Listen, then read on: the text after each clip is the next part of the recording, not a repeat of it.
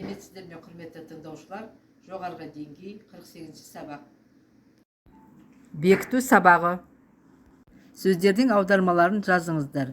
Совет, превышать, неуместно, обратить внимание, сомнительно, проявить активность, говорить шепотом, пророчить, помогать, сплетни, личные дела, разносторонний, беспокоить, помогать.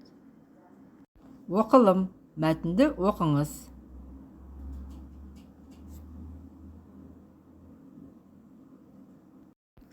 Мәтін бойынша тест сұрақтарына жауап беріңіз. Бірінші, мәтінде жауабы бар сұрақты таңдаңыз.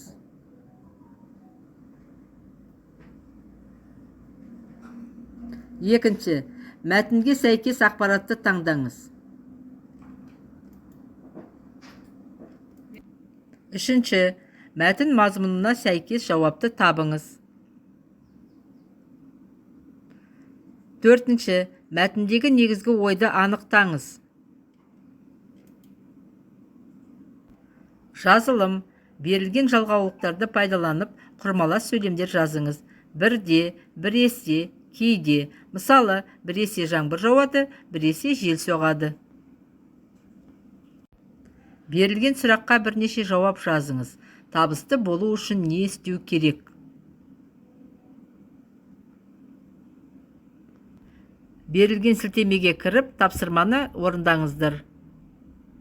Назарларыңызға рахмет.